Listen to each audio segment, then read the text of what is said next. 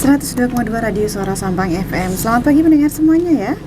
Dan kali ini pendengar, Anis masih bersama kalian semuanya ya di ruang dengar Anda di edisi hari Kamis 8 Desember 2022.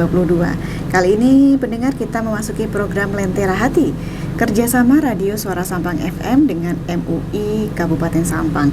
Dan pendengar sudah hadir di studio kita kali ini ya, ada narasumber dan moderator kita hari ini, yaitu narasumber kita Bapak Kiai Haji Buhori Maksum dan juga moderator kita Bapak Haji Zainal Fatah ya. Selamat pagi Pak Kiai, Pak Ustadz. Selamat pagi.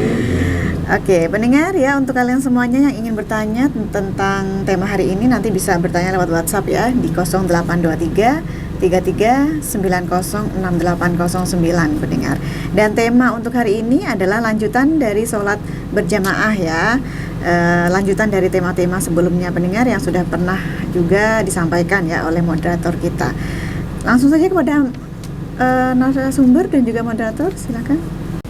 Assalamualaikum warahmatullahi wabarakatuh. Waalaikumsalam warahmatullahi wabarakatuh. Bismillahirrahmanirrahim. Alhamdulillahirabbil alamin wa bihi nasta'inu ala umuri dunya waddin. Wassalatu wassalamu ala asyrafil anbiya wal mursalin sayyidina Muhammadin wa ala alihi washabbihi amma ba'du.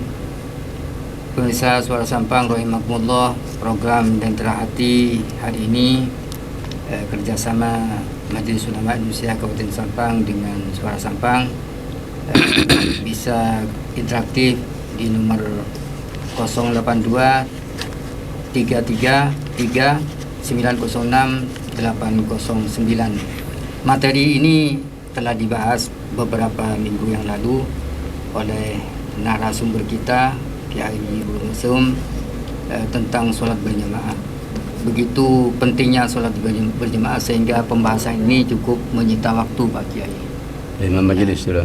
Jadi mari kita simak bersama apa hikmah dan manfaat daripada sholat berjamaah. Kita lanjutkan, monggo Pak Kiai. Baik, terima kasih. Assalamualaikum warahmatullahi wabarakatuh. Waalaikumsalam warahmatullahi wabarakatuh. Bismillahirrahmanirrahim. Alhamdulillahirabbil alamin. Wa bihi nasta'inu ala umurina umuri dunya waddin. Wassalatu wassalamu ala asyrafil anbiya wa akramil mursalin sayyidina wa habibina wa syafi'ina wa qurrati a'yunina Muhammadin Abil Qasimil Amin wa ala alihi wa sahbihi wa tabi'ina lahum wa man tabi'ahum bi ihsanin ila yaumiddin. Subhanaka la ilma lana illa ma 'allamtana innaka antal alimul hakim. Rabbi shrah li sadri wa yassir li amri wahlul 'uqdatam min lisani yafqahu qawli. Amma ba'd. Hadirat al-mukarramin wal mukarramat wal mustami'in wal mustami'at, segenap mitra dengar Suara Sampang dimanapun berada, suara saya dapat didengar. Mudah-mudahan semua para pendengar dimanapun berada diberikan kesehatan oleh Allah Subhanahu wa Ta'ala, kesehatan rohani sehingga bisa menyimak apa yang disampaikan dengan baik, juga kesehatan jasmani sehingga bisa betul-betul mendengarkan, memperhatikan tanpa terganggu dalam kesehatan fisiknya. Amin. Salawatullah wa salamuhu, semoga selalu tercurahkan, teralirkan kehariban baginda Rasulullah Habibina wa syafi'ina Muhammadin sallallahu alaihi wasallam, yang karena beliaulah kita sekarang dapat berjumpa kembali di sini dalam rangka kegiatan rutin kerjasama antara MUI Kap Sampang dengan Radio Suara Sampang dalam acara Lentera Hati. Mudah-mudahan acara seperti ini dapat berlanjut ila yaumil qiyamah. Amin. Amin, Allahumma amin. Materi yang kami angkat pada saat ini adalah materi lanjutan sholatul berjamaah, yang sekarang ini pembahasan sholat berjamaah Pak, mungkin majelis keempat sekarang. Keempat. Majelis yang lalu memang ada pembahasan tentang makruhatul jamaah. makruhnya sholat berjamaah sudah dibahas, itu kurang lebih 8 poin ya. Karena makruhnya sholat berjamaah itu banyak, kurang lebih 9 poin. Dulu kami membahasnya itu hanya sampai 8, jadi tinggal 1 poin sekarang. 1 poin terakhir, makruhnya sholat berjamaah.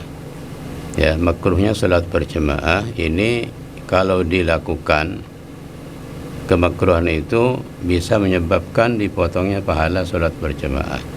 Oleh karena itu, para jamaah, para takmir masjid, para takmir musalla betul-betul harus memperhatikan makruhnya sholat berjamaah agar tidak ada potongan-potongan di situ. pahalanya.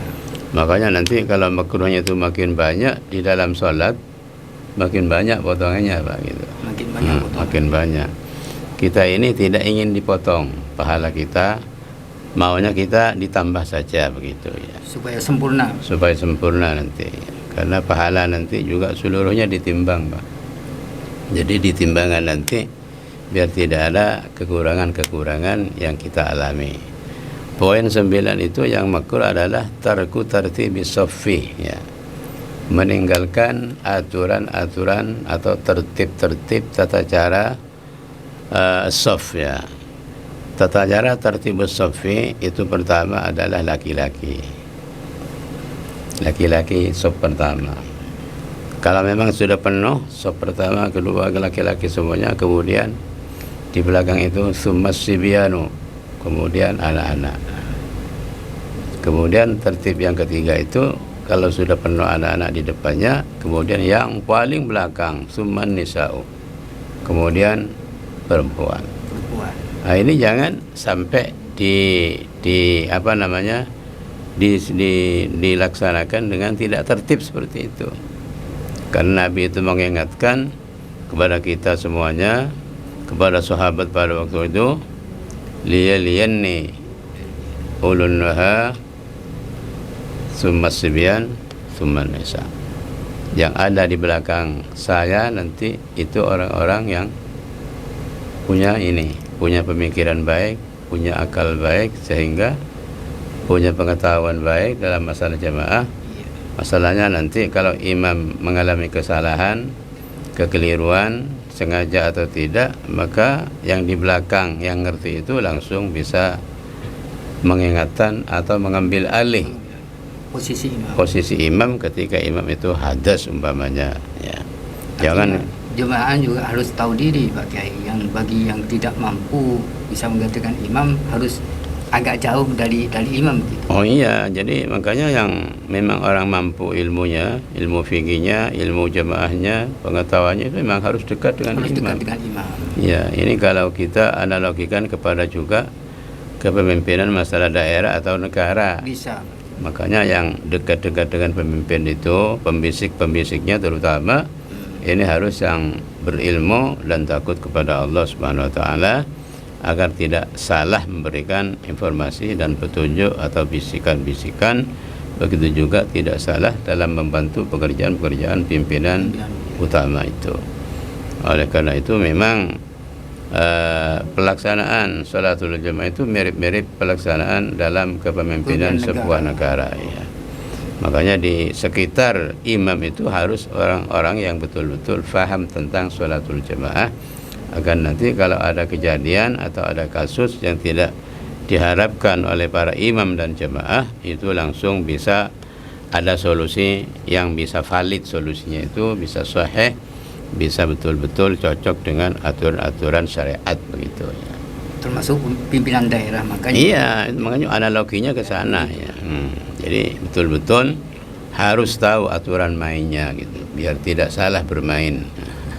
Artinya kalau staf jangan terlalu dekat dengan pimpinan tertingginya begitu. Oh Karena iya, tahu jadi orang-orang yang ahli saja, yang memang punya skill di bidangnya untuk mendekat kepada pimpinan. Ya. Makanya kalau yang tidak punya ilmu, tidak punya skill, sebaiknya jangan tinggal di saf awal di belakang imam, supaya imam kalau salah ini nanti tidak ada yang mengingatkan. Tidak ada yang mengingatkan. Makanya di sini ditertibkan Pertama itu adalah orang laki-laki yang berakal, yang kedua laki-laki biasa, kemudian anak-anak, yang terakhir itu adalah perempuan-perempuan. Nah ini kadang-kadang di masjid-masjid Pak, ini salah pengeterapannya. Begitu. Pengeterapannya begini saya lihat ya, di masjid-masjid sebagian tapi tidak seluruhnya, imam, kemudian laki-laki, kemudian perempuan di samping. Di samping. Nah, ini yang salah tertib ini. Salah. Pertanyaannya, hal seperti itu walaupun ada hijab, ada satir, itu tetap mengurangi mengurangi keutamaan dan sekaligus kemakruhan itu dilaksanakan pada sholat jamaah. Makanya di masjid jami saja itu masih ada di sebelah kanan kayaknya itu. Makanya itu harus, kalau di sebelah kanan itu harus agak belakang lah ya gitu. Jangan sampai di depan.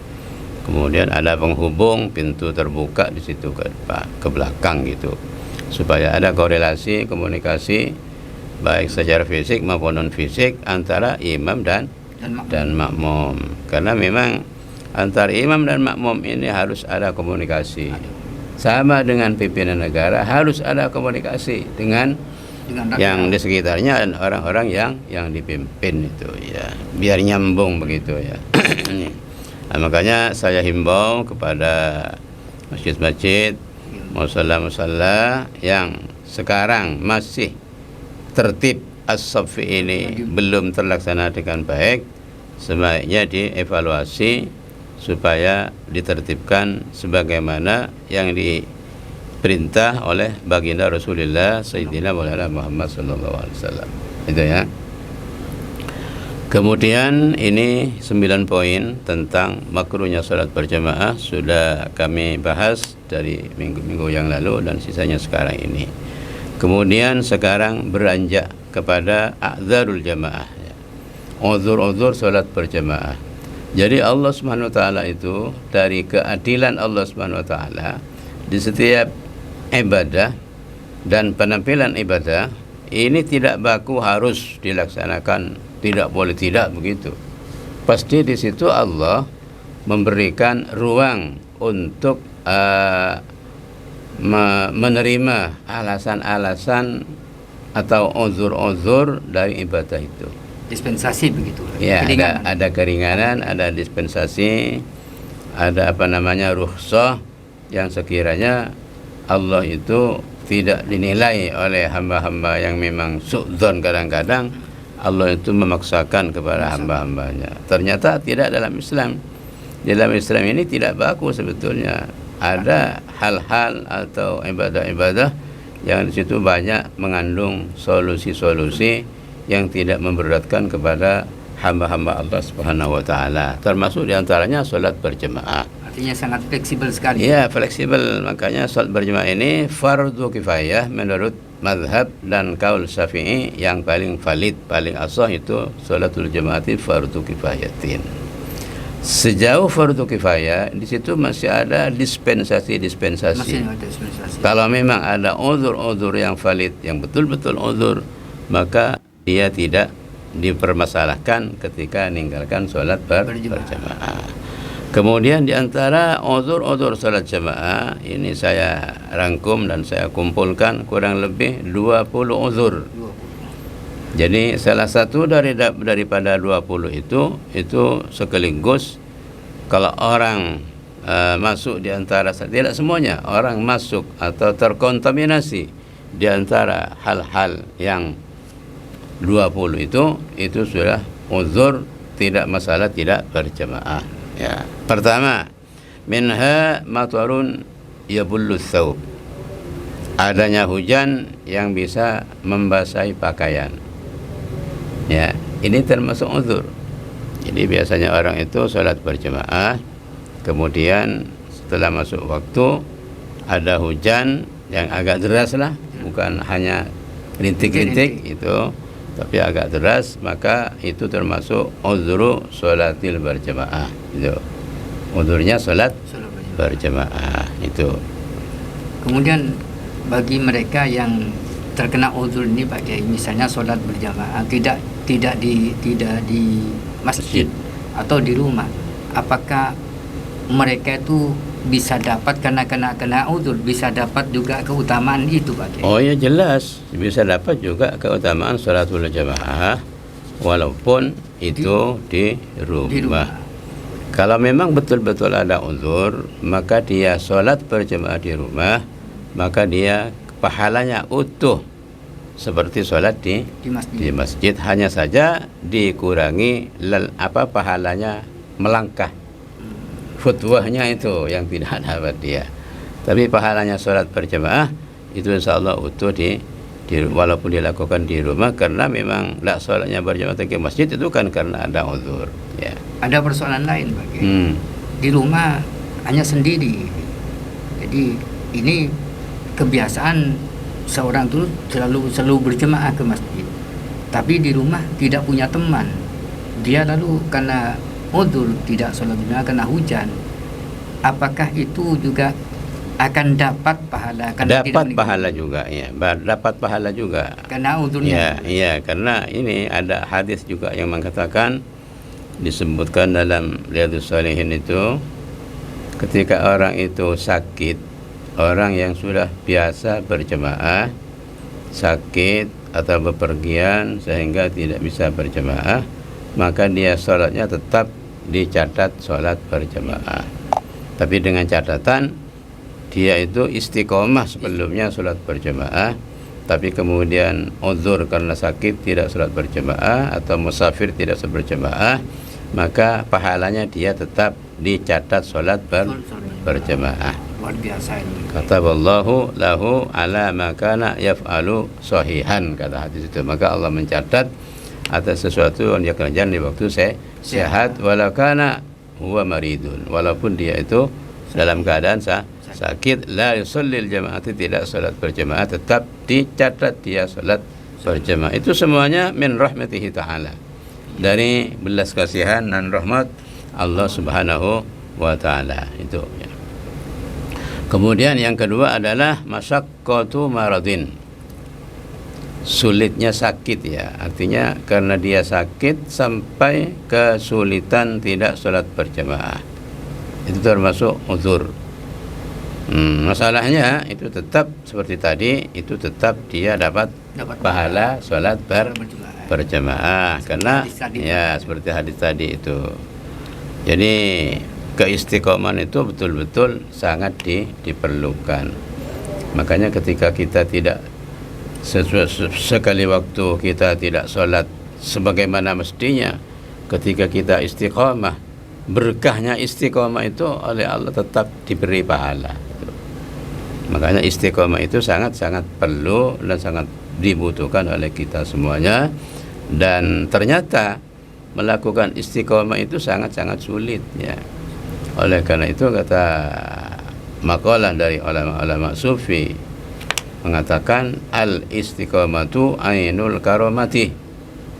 Al-istiqomatu ainul karomati, artinya barang siapa yang betul-betul orangnya itu perilakunya, amalnya istiqomah, maka orang itu betul-betul mendapat kekeramatan sebetulnya. Jadi tidak usah nyari keramat-keramat yang lain. Adanya dia diberikan keistiqomahan dalam melaksanakan ibadah pada Allah, itu berarti dia sudah dapat karomah. Karena tidak banyak orang yang bisa mendapatkan keistiqomahan. Contoh masalah setiap waktu 5 waktu istiqomah berjamaah 5 waktu tidak pernah absen, itu sangat-sangat sulit ya. Jadi barangkali kalau ada orang sudah istiqomah berjamaahnya 5 waktu tidak pernah absen, itu betul-betul luar biasa itu sudah ya. Kemudian yang ketiga, udhrul jamaati itu adalah bardun syadid, dingin yang sangat. Jadi situasi cuaca itu sangat-sangat dingin.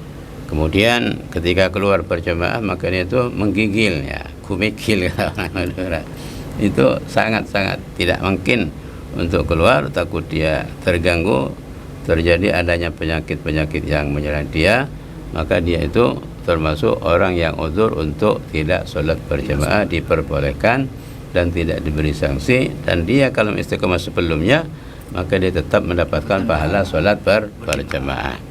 Kemudian yang keempat itu adalah zulmatun syadidah, gelap yang sangat, ya.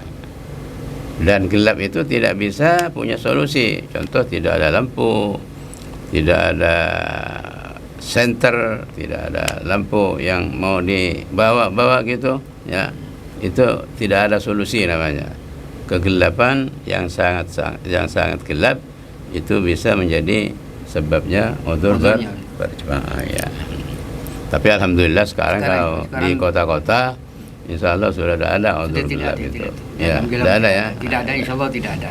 Sudah terang semua di jalan ya. Di desa-desa juga listrik sudah masuk semua. Tapi begini, justru orang yang memaksa pergi karena kegelapan itu nanti itu dapat balasan cahaya di akhirat. Itu riwayat hadis Tirmidzi, qala Rasulullah SAW, basyiril masya'ina fi dzulami ilal masajidi yaumal qiyamati bin nurit tami yaumal qiyamah. Riwayat Tirmidzi, hadis hasan.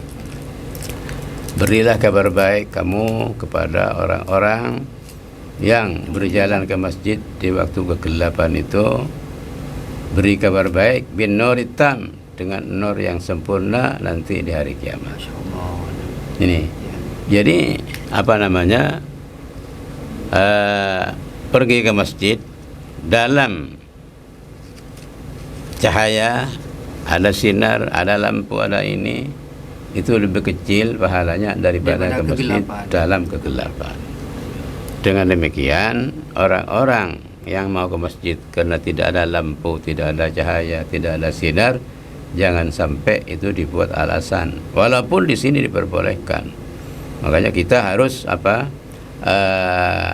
ngoyo-ngoyo lah, walaupun gelap, ya segelap apapun pasti bisa dijalani, karena yang namanya lampu langsung yang menyinari dari langit, walaupun tidak ada bulan, tapi kan ada bintang-bintang yang lain, itu masih bisa dapat membantu kita untuk berjalan di waktu gelap itu. Mudah-mudahan saja kita ini dapat melaksanakan sholat berjamaah tanpa membedakan antara gelap dan cahaya gitu ya. Amin, Allahumma amin. Kemudian yang kelima itu adalah yang keempat, yang kelima ya, yang kelima itu adalah mudafa'atu hadatsin ya. Mudafa'atu hadatsin, menahan hadas. Sudah qomat, hadas mau keluar, mau BAB, mau las perut, kalau terpaksa masuk toilet, maka tidak nututi berjamaah. Sudah masuk toilet saja, tinggalkan berjamaah. Tinggalkan berjamaah itu udzur itu, tidak apa-apa. Makanya nanti dipaksa berjamaah, tidak khusyuk, Pak. Tidak khusyuk. Makanya di situ masuk menahan hadas, itu termasuk makruhnya salat berjamaah. Makanya itu termasuk mengeluarkan hadas pada waktu itu termasuk yang dapat pahala. Dapat pahala. Jadi mengeluarkan tidak ikut dapat pahala. Dapat pahala. Ya, dapat pahala ya. Makanya insya Allah nanti kalau memang orang itu sebelumnya punya keistiqomahan salat berjamaah, maka nanti biar dia tidak nututi berjamaah karena masih digunakan waktunya untuk ke toilet, buang hadas itu, insya Allah masih tercatat dia sebagai orang yang sholat berjamaah. Sudahlah ke toilet dulu, kosongkan dulu perutnya sehingga nanti tidak ada gangguan. Jangan-jangan nanti kalau dipaksakan bisa ceceran di masjid, bisa ngotori masjid dan seterusnya. Jadi buang saja dulu, kosongkan, baru nanti kalau nututi walaupun satu tahiyat akhir tidak apa-apa, itu masih dapat sempurna pahalanya. Sempurna. Ya. Tapi sempurnanya itu ya mungkin hanya ada kurusan apa-apa gitu ya, seperti itulah kira-kira. Mudafa'atu hadatsin, hadas kecil maupun hadas besar. Kemudian yang keenam, udzurnya salat berjamaah itu khaufun ala zalimin. Ada kekhawatiran atas gangguan orang-orang zalim.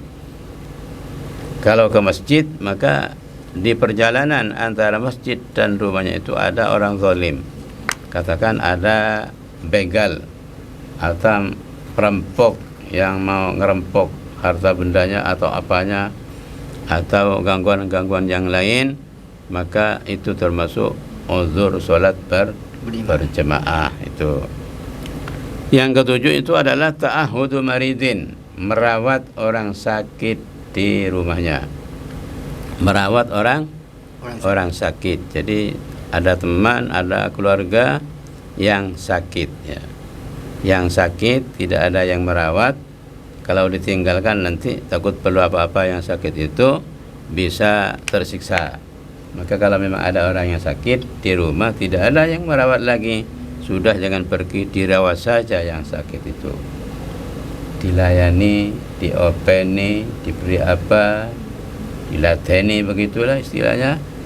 Takut-takut nanti ditinggal berjemaah 20 menit sehingga menjerit-jerit di belakang karena ada perlu, tidak ada yang mana, atau sakit mendadak, tinggi sakitnya, tidak ada orang, jangan-jangan nanti setelah datang di masjid lalu yang di belakang sakit itu temu jeleker aja neng betul.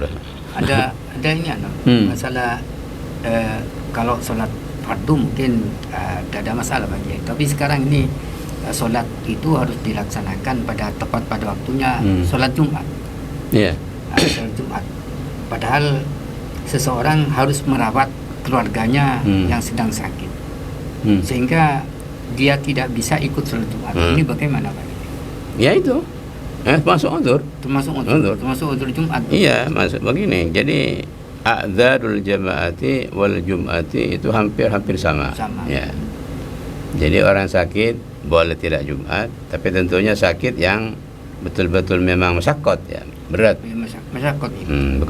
Begitu juga ada orang sakit di rumahnya tapi tidak ada yang merawat, terpaksa kalau ditinggal nanti dia menderita dan sulit, maka boleh tidak Jumatan ya. Ini kan ada seseorang mendampingi istrinya pada saat mau melahirkan, pas pada waktu itu sedang adzan sholat Jumat. Ya sudah, dampingi saja kalau memang tidak ada yang, tapi kalau sudah ada yang mendampingi ya tidak usah dong. Ada perawatnya, ada dokternya, ya ibu-ibu, mbak-mbak ada situ yang merawat. Dia mendampingi dia suaminya dengan bidan bagi. Ya tidak usah ya. Kalau ada yang mewakili sudah tidak usah. Karena maksud saya di sini kalau memang tidak ada sama sekali itu baru itu menjadi uzur Jumat ya. Jadi di sini ta'ahudu maridin ini saking pentingnya orang sakit untuk dirawat dan perlu perawatan dari orang lain. Ya, makanya sakit saja kok. Namanya saja sakit, terganggu, menderita kalau orang sakit itu, apalagi sakitnya sudah akut ya.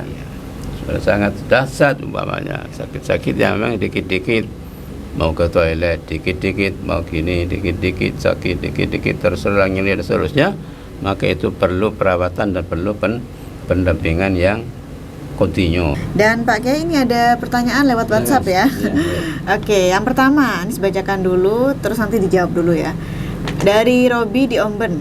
Ketika saya masuk masjid sementara muadzin melantunkan azan, apakah lebih baik saya melakukan salat tahiyatul masjid atau mengikuti muadzin dalam kondisi tetap berdiri dan kemudian setelah itu menunaikan salat tahiyatul masjid, Pak Kiai? Terima kasih. Dijawab dulu. Terima kasih Bapak Fidiomben, sangat-sangat bagus itu pertanyaannya. Memang kadang-kadang orang itu salah kaprah ya. Begitu masuk masjid, muadzin waktu adzan, tapi dia tidak memperhatikan adzan, langsung salat tahiyatul masjid. Itu keliru itu banyak.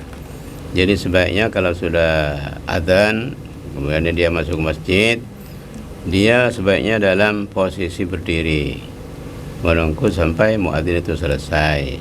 Kemudian setelah selesai berdoa, setelah doa selesai baru salat tahiyatul masjid. Terus kalau kemudian masuk masjid dalam posisi berdiri dan muadzin sedang adzan kemudian salat al-masjid, itu tidak baik. Sekaligus dia meninggalkan sunnah yang memang langsung diperintah oleh Rasulullah melalui hadis sahih gitu ya. Idza sami'tumul muadzin, kata Rasulullah, faqulu misla ma yaqulul muadzin. Kalau kalian dengar suara orang azan, maka berkatalah kalian seperti orang azan itu. Artinya kita tunggu dulu menjawab satu persatu, kalimat per kalimat dari apa yang diucapkan dan dilafadzkan oleh muadzin. Jadi itu sebuah keistimewaan. Jangan kemudian kita mengejar keistimewaan kemudian meninggal keistimewaan yang lain. Nah, kita ini berusaha bagaimana caranya dua keistimewaan yang datangnya bersamaan kita bisa semuanya dua keistimewaan itu dapat kita raih tanpa harus mengurangi dan mencederai salah satunya. Termasuk itu contohnya. Jadi kita semuanya raih. Kita dapat melaksanakan jawaban azan, kemudian kita juga bisa tahiyatul masjid. Pahalanya sangat besar, Bapak. Kalau kita mendengar orang azan, kemudian kita ini bilang seperti orang yang azan kecuali hayalas shalah itu bilang kita la haula wala quwwata illa billah itu dan seterusnya, dan setelah itu berdoa Allahumma rabbati da'wati tammah. Ya. Kalau ada hadisnya itu ketika orang itu dengar azan, kemudian dijawab orang azan, kemudian doa setelah itu jawabnya di belakang itu halat lahu syafaati. Riwayat wajabat lahu syafaati, maka dia pasti dapat syafaat Nabi Muhammad SAW. Jadi itu sangat-sangat bagus. Kemudian setelah itu baru salat tahiyatul masjid. Dengan demikian secara otomatis dua keistimewaan dan fadilah itu dapat dari semua dengan sempurna. Begitu Pak Robi. Terima kasih. Oke. Selanjutnya Pak, ini ada pertanyaan lainnya ya. Assalamualaikum Pak Ustadz, saya Riris di Melati. Mau tanya, apakah hukum sholat berjamaah bagi wanita yang belum menikah? Dijawab dulu ini pertanyaannya. Baik, apakah hukum sholat belum menikah mungkin berjamaah yang belum menikah? Jadi begini Pak ya, wanita itu sama-sama dengan laki-laki berkewajiban punya beban untuk sholat berjamaah juga. Cuman bedanya kalau laki-laki itu secara mutlak bebas di masjid atau musala atau tempat yang lain yang terjangkau. Tapi kalau perempuan itu tidak mutlak. Jadi bisanya ke masjid juga termasuk fardu kifayah juga, itu tergantung kepada situasi dan kondisi yang ada. Tergantung kepada keamanan di jalan, tergantung kepada campur baur atau tidak di masjid atau di musala. Kemudian tergantung ketika ke masjid itu tidak pakai parfum, tidak pakai harum-haruman, tidak pakai tazayyun, tidak pakai dan ini dan itu. Itu kalau itu semuanya lepas landas dari gangguan-gangguan tadi, maka perempuan itu boleh ke masjid. Tapi kalau tidak, maka perginya ke masjid itu takut nambah dosa, mengurangi pahala nanti ya. Jadi intinya Bapak siapa tadi? Bapak Riris itu Mbak Riris ya, itu tidak ada bedanya ya. Nikah tidak nikah itu sama saja boleh berjamaah dan itu dihimbau untuk berjamaah, termasuk juga kategori fardu kifayah. Artinya tidak ada syarat di situ yang tidak nikah, yang belum menikah itu tidak boleh berjamaah itu enggak. Itu maksudnya mungkin begini. Orang perempuan yang belum nikah itu boleh enggak ke masjid? Itu mungkin itu yang dimaksud ya, iya kan? Ya. Jadi jawabannya kalau memang itu pertanyaannya, boleh-boleh saja ke masjid, tapi dengan catatan tadi. Dengan catatan tidak campur baur dengan laki-laki perempuan. Kemudian yang kedua di jalannya aman, mulai pergi sampai pulang. Yang ketiga satrul aurah. Yang keempat itu tidak memakai parfum dan seterusnya. Artinya tidak berdandan istilahnya itu ya. Boleh-boleh saja seperti itu dengan catatan syarat-syarat tadi dipenuhi. Ya, selanjutnya ini ada pertanyaan ketiga ini ya, yang terakhir untuk hari ini. Selamat pagi Pak Kiai, saya Denny di terminal, ingin bertanya.